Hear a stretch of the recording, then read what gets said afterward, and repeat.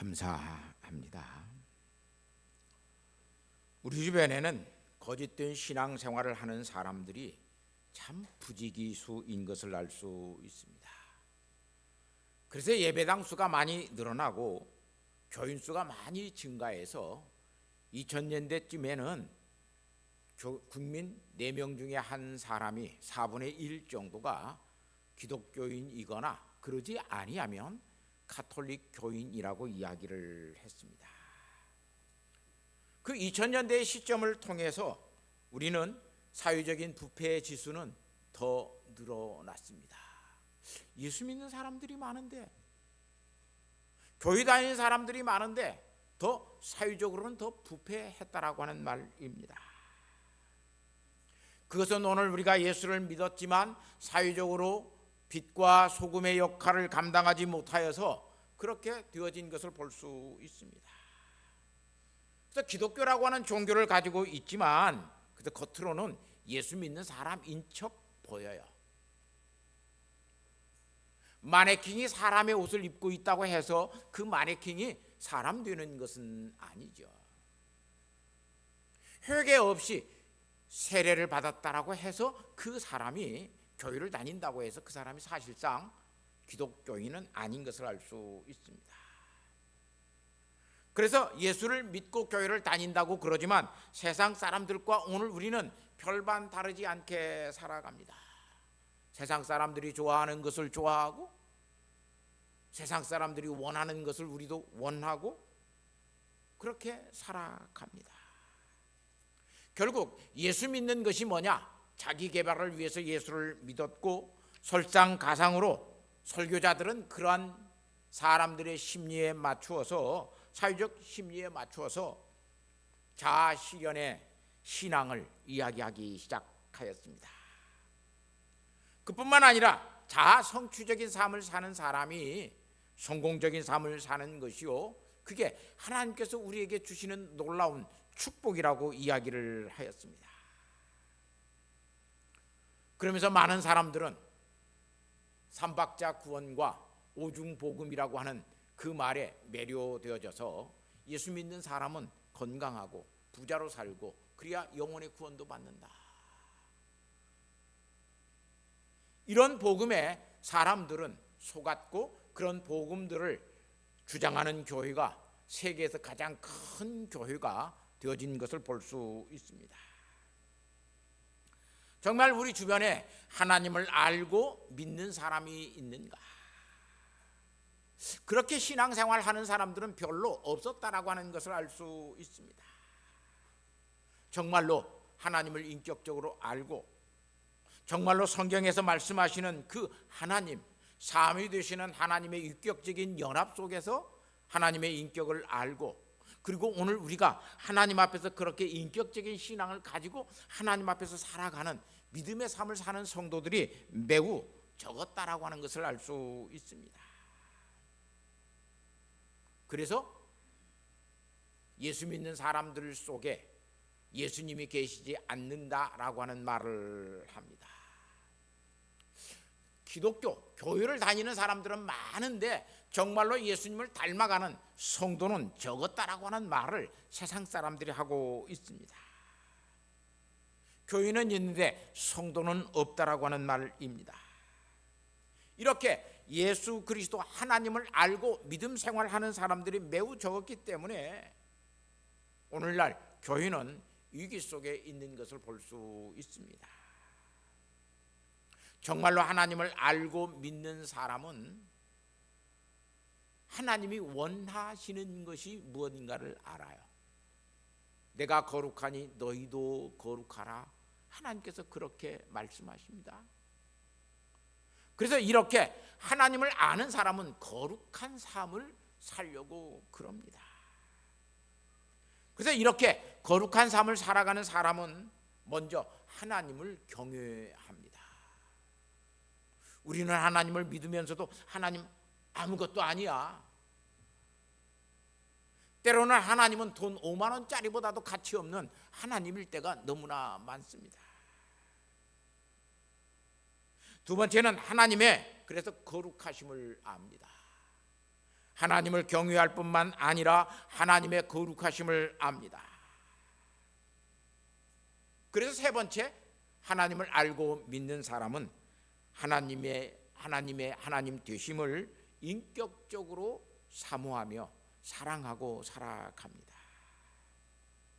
그러나 종교적이고 세속적인 신앙을 가지고, 가짜 신앙을 가지고 사는 사람들은 하나님보다 먼저 자기 자신을 먼저 사랑합니다.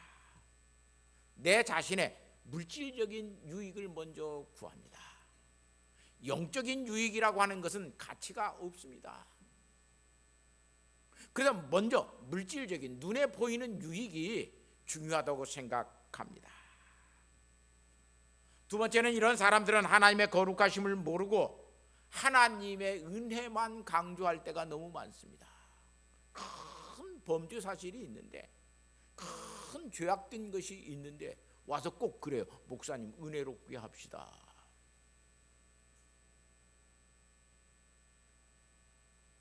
똥을 치우고 나서 꿀을 발라야지 똥 위에다가 꿀을 부사 놓는다고 해서 그게 꿀이 되지는 않습니다. 그런데도 계속해서 오늘 우리 주변에 많은 사람들이 은혜롭게 합시다, 은혜롭게 합시다. 참 그 말 많이 합니다. 하나님은 은혜로우신 분이십니다. 목사님, 은혜롭게 합시다. 그 이전에 하나님은 거룩하신 분이십니다. 근데 이 하나님의 거룩하심을 모르고 꼭 은혜만을 주장하는 사람들이 있습니다.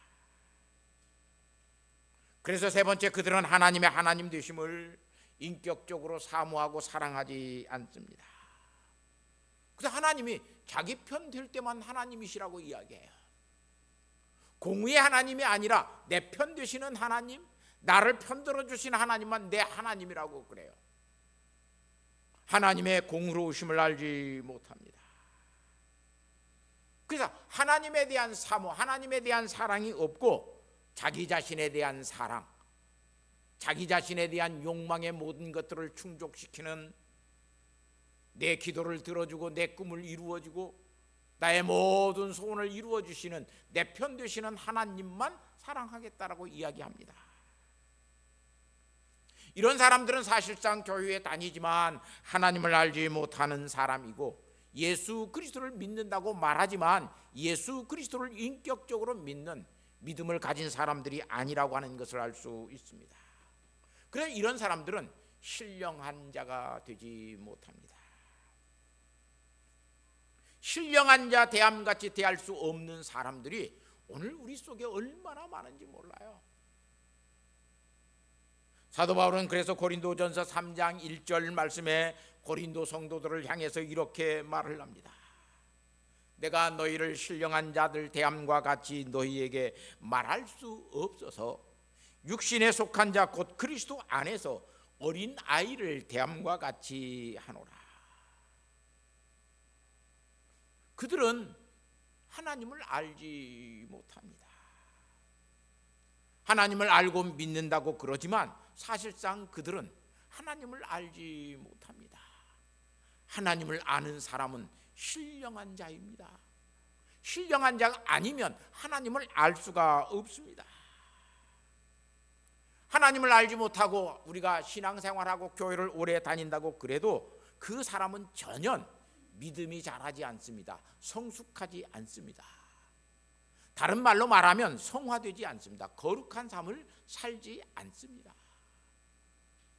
좀 쉽게 이야기하면 절대로 그는 믿음으로 사는 사람으로 변화되지 않습니다.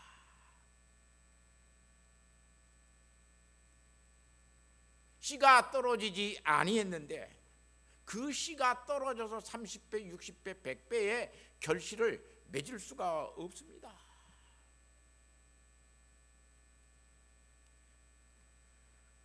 그래서 신령한 자가 될 수가 없는 것을 볼 수 있어요. 다시 사도 바울은 고린도전서 교회 3장 3절에 이렇게 다시 말을 합니다. 너희는 아직도 육신에 속한 자로다. 하나님을 알지 못하고 그냥 교회를 다니면서 복받기 위해서 신앙생활을 했던 이 고린도 성도들에게 너희는 아직도 육신에 속한 자로다. 육신에 속한 사람은 신앙생활을 해도 시기가 떠나지 않습니다. 계속해서 분쟁과 파당이 일어납니다. 어찌 육신에 속하여 사람을 따라 행함이 아니리요. 육신에 속한 사람들은 그래서 사람들을 쫓아다닙니다. 사람을 따라갑니다. 이 사람 따라가서 내가 유익이 될 것 같으면 그 사람 따라갑니다. 그러다가 이 사람보다는 저 사람 따라가는 것이 더 내게 보장이 되고 성공이 된다면 그 사람을 쫓아갑니다. 하나님을 따르지 않고 사람을 따라갑니다.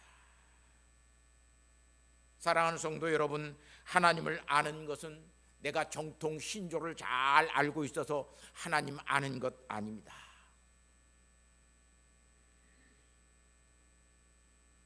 교리문답, 하이델베르크 교리문답이나 도르트 신조나 웨스트민스터 신앙 고백서, 이런 교리문답을 잘 알고 있어서 오늘 우리가 하나님을 잘 알고 믿는다고 할 수 없습니다.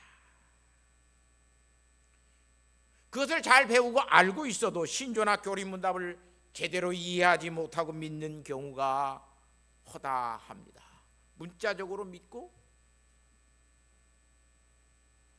그리고 왜 이런 믿음들이 이야기하고 있는가에 대해서는 전혀 알지 못하고 그냥 문자적 뜻으로 믿는 사람들이 참 많습니다. 그래서 교리 논쟁을 합니다. 그러나 정말 하나님을 알고 믿게 되면 신조나 교리 문답이 필요하지 않습니다. 하나님의 말씀이면 됩니다.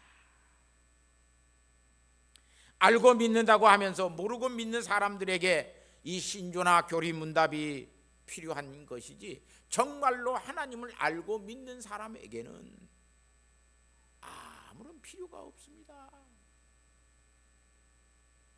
여기 있는 윤 목사를 알고 믿는 사람에게, 알고 있는 사람에게 제 사진이나 저를 설명하는 글귀는 필요가 없습니다. 그러지 않아요? 나를 알고 있는데 그 사람에게 내 사진이 무슨 필요가 있어요?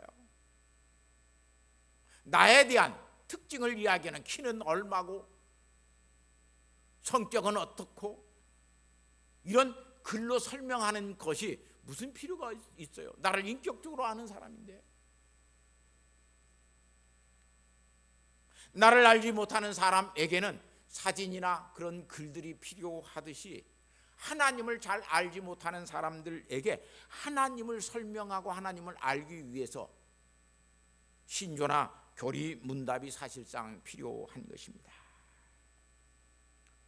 사실상 신조나 교리 문답은 우리 시대 또는 그 시대에 하나님을 잘 알지 못하게 하는 인본주의 철학 때문에 생겨난 것입니다.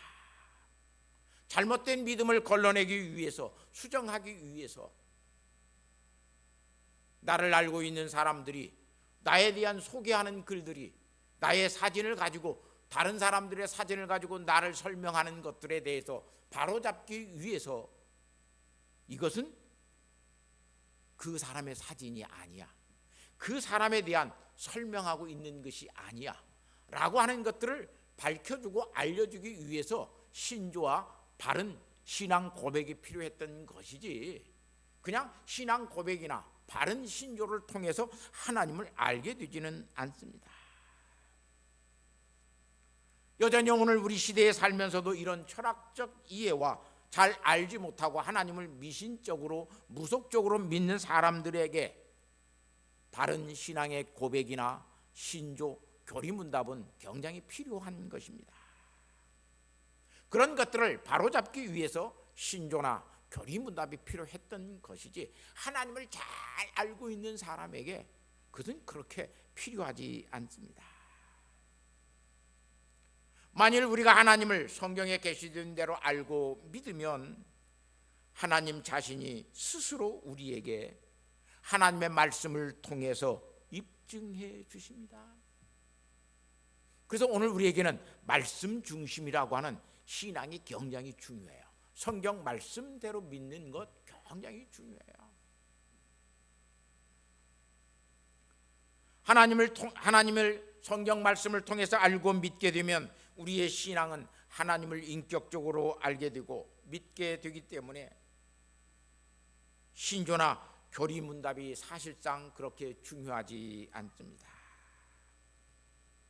하나님을 그렇게 인격적으로 알고 믿었던 사람들의 신앙의 고백이었고 신조였기 때문에 오늘 우리가 바른 신앙을 위해서 그런 신조와 신앙 고백들이 오늘 우리에게 필요한 것이지, 신조와 교리문답을 통해서 오늘 우리가 하나님을 바르게 알 수는 없습니다.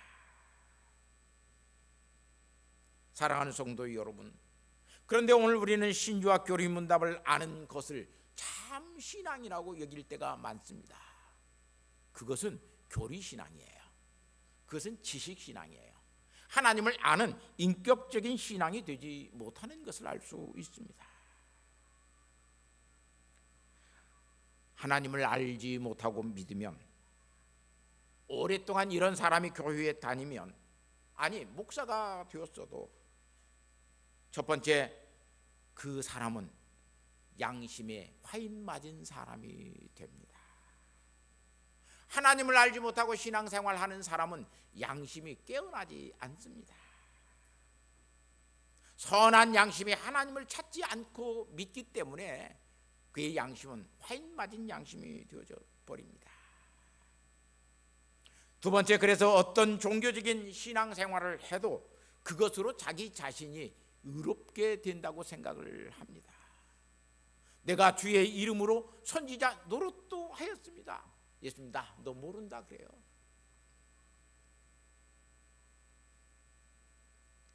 오늘 그런 신앙을 가지고 주일 성수 잘할 수도 있습니다. 아니 11조 생활 너무나 철저하게 잘할 수도 있습니다. 심지어 교회에 봉사하는 일에 열심할 수도 있습니다. 그렇기 때문에 나는 의로운 사람이고 나는 예수 믿는 사람이라고 말을 해서는 안 됩니다. 종교적인 행위가 우리를 구원시키지 않습니다.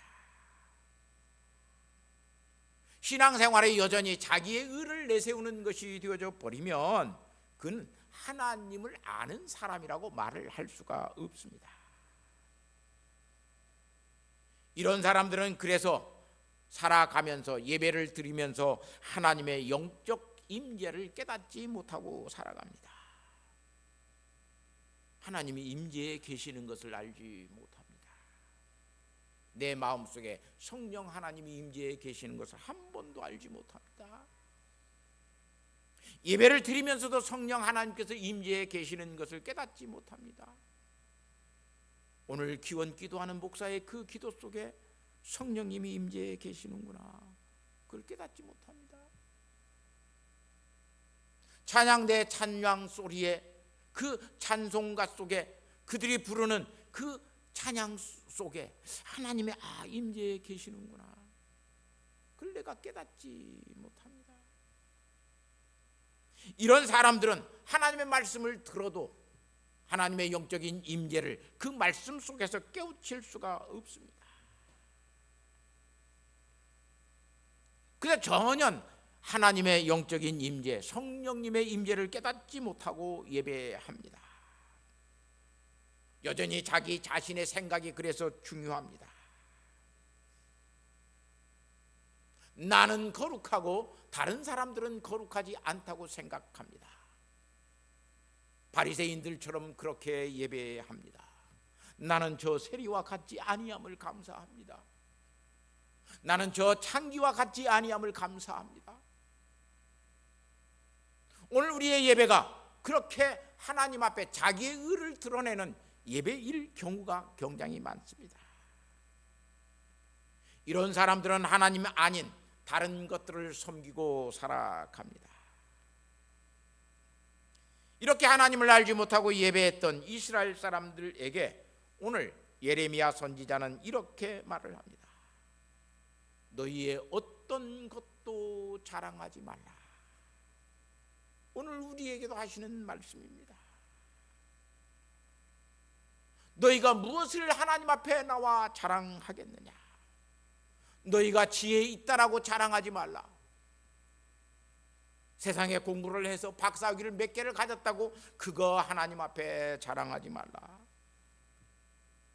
내가 전쟁에 나가서 수많은 사람들을 전쟁에서 승리한, 그래서 무궁훈장을 많이 받은 그런 용맹스러운 사람이라고 너희가 자랑하지 말라. 내가 서울에 아파트를 몇 채를 가지고 있고 여기저기에 나의 많은 기업들을 가지고 있다라고 하는 너희의 부함도 돈을 자랑도 하지 말라고 이야기합니다. 그런 것 자랑하기 위해서 너희가 모이는 것 아니다라고 이야기합니다. 그런데 하나님을 알지 못하고 믿는 사람들은 꼭 그것 자랑합니다.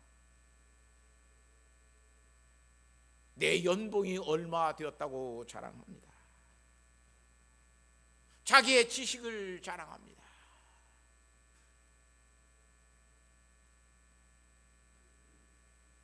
오직 하나님 앞에 자랑하는 자, 하나님을 알고 자랑하는 자는,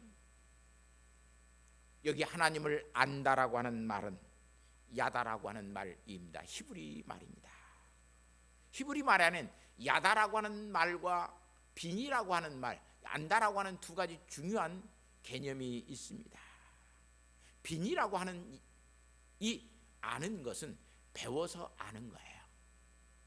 누가 깨우쳐 줘가지고 아는 거예요. 그러나 야다라고 하는 이 야다는 경험하여 아는 거예요. 경험하여 이해하는 것을 안다라고 이야기해요. 그래서 내가 동정녀 탄생 속에서 마리아가 내가 남자를 알지 못하나이다, 이 말이 히브리 말로 야다라고 하는 개념이에요. 내가 남자와 자본 적이 없는데 내가 어떻게 애를 갖겠습니다, 그 말이에요. 하나님을 아는 이 야다는 그래서 명철이 되어집니다. 명철이라고 하는 말은 사칼이라고 하는 말인데 좀 쉽게 이야기하면 이 야다는 명철이라고 이야기해요. 통찰의 지혜예요.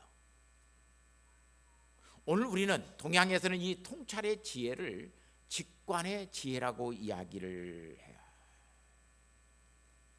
이 직관의 지혜는 알게 되면 그냥 생겨나는 것이, 저절로 생겨나는 것이 직관의 지혜예요. 저를 아는 사람은 저를 직관할 수 있어요. 하나님을 알게 되면 하나님을 알 수 있는 직관의 지혜가 생겨나요. 너희가 그렇게 하나님을 알 수 있다라고 하는 것, 그것을 너희는 자랑하라, 그 말이에요. 내가 하나님의 뜻을 알아요. 하나님의 섭리를 알아요. 그것을 자랑하지, 무슨 돈 자랑, 지혜 자랑 그런 거 하지 말고 하나님을 안다라고 하는 것, 하나님의 지혜를 직관할 수 있다라고 하는 그것을 너희가 자랑하라. 그것이 하나님을 경유하는 사람이고 하나님을 알고 믿는 사람의 특징이라고 이야기를 합니다. 오늘 이 말씀에 보면 헤세드의 사랑과 체다카의 정의, 미슈파트의 공의에 대해서 이야기합니다.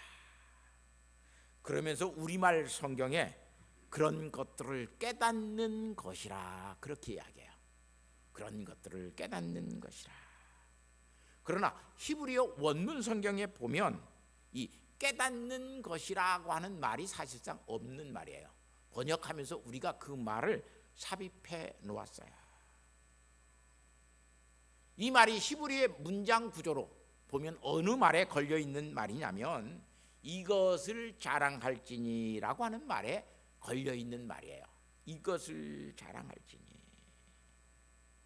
다시 말하면 하나님을 아는 통찰의 지혜 속에서 오는 헤세드, 세디카, 미슈파트를 너희가 알고 그것을 자랑하라.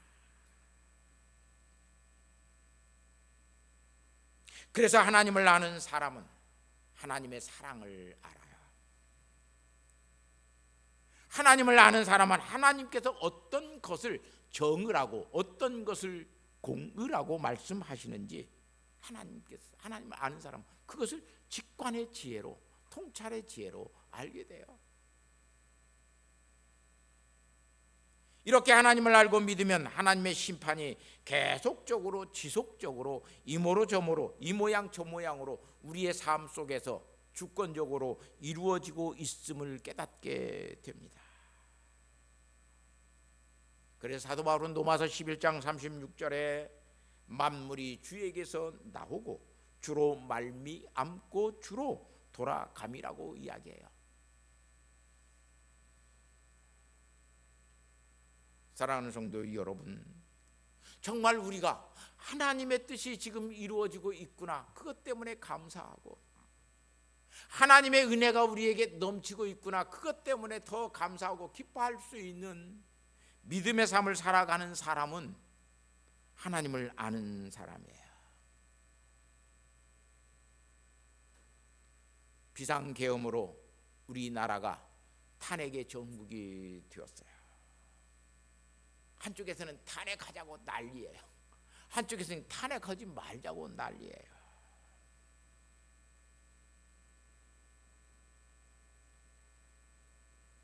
사도 바울이 노마라고 하는 우상이 가득 찬 도성에 가서 그 나라에 가서 지금 그렇게 이야기하는 거예요.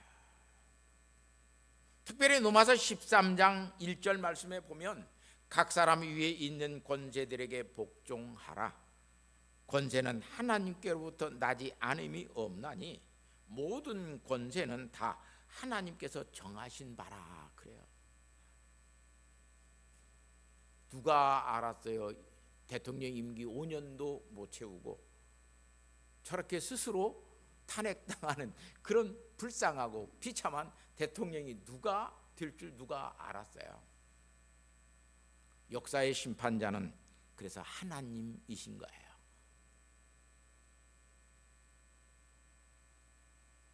하나님이 정하고 계셔요. 우리는 이 일을 통해서 더욱더 정말로 하나님께서 어떻게 이 나라를 사랑하고 계시는지 심판도 하시지만 또한 하나님께서 이 심판을 통해서 우리에게 놀라운 은혜로움을 하나님께서 주실 것이라고 저는 믿어요.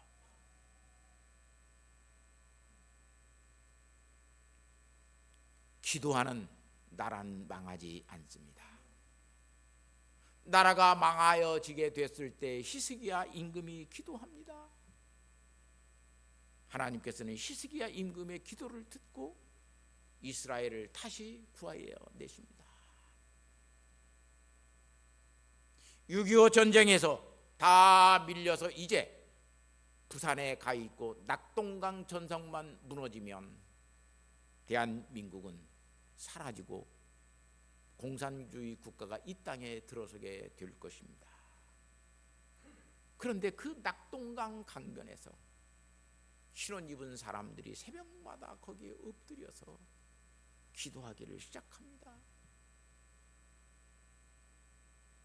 그 기도가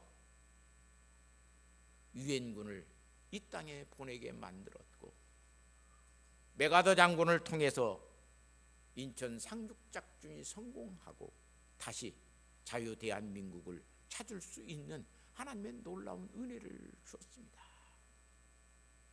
사랑하는 성도 여러분, 탄핵되었다라고 기뻐할 일도 아니고 탄핵이 안 되었다라고 비관할 일도 사실상 아닙니다. 우리의 염려는 오늘의 염려는 오늘로 촉하고 내일의 염려는 내일이 하도록 하나님께서 하십니다. 오늘 하나님께서 오늘 우리에게 이 직관의 지혜를 주셔서 하나님의 주권적인 섭리와 그 은혜 속에 있는 하나님의 놀라운 사랑과 하나님의 놀라운 정의, 이런 것들을 오늘 우리로 하여금 알게 해 주십니다. 사랑하는 성도 여러분, 하나님을 알고 믿는 믿음의 사람은 그래서 크게 절망하지도 않습니다. 세상이 자기의 모든 것대로 잘 되어져 간다고 해서 크게 기뻐하고 신바람 나지도 않습니다. 왜냐하면 하나님은 어느 순간에 그것을 바꾸어 가실는지 모르기 때문에 그렇습니다. 하나님을 알고 믿는 믿음의 사람 되시기를 바랍니다. 오늘 내 생각대로 안 되어졌다고 절망하지 말고 하나님의 뜻대로 모든 것들이 되어진다라고 하는 사실을 알고 우리는 하나님 앞에 맡기고 지혜롭게 기도하는 주의 자녀들이 되시기를 바랍니다. 성령의 역사는 그런 우리의 기도를 통해서 이루어져 감을 깨닫게 하시고 또 우리로 하여금 그렇게 살게 하시는 것을 깨우쳐서 나라를 위해서 기도하는 성도 되시기를 바랍니다. 정말로 교회를 위해서 기도하는 우리 성도들 되시기를 바랍니다. 하나님 앞에 그렇게 기도하는 지혜로운 믿음의 사람 다 되어지는 효성의 성도들 되시기를 예수님의 이름으로 부탁하고 축복합니다. 하나님 아버지 감사합니다. 우리에게 하나님을 아는 믿음을 주셨으니 하나님을 알고 믿는 믿음이 가지는 통찰의 지혜, 직관의 지혜를 주셔서 하나님의 심판과 하나님의 은혜가 늘 함께 있음을 깨닫게 하여 주시고 아버지 하나님 기도하는 사람으로 살게 하여 주옵소서. 나라를 위하여 기도하고 교회를 위하여 기도하고 우리의 신앙을 위하여 기도할 수 있는 믿음의 사람 되게 하옵소서. 예수님의 거룩하신 이름으로 기도하옵나이다. 아멘. 우리 찬송가 10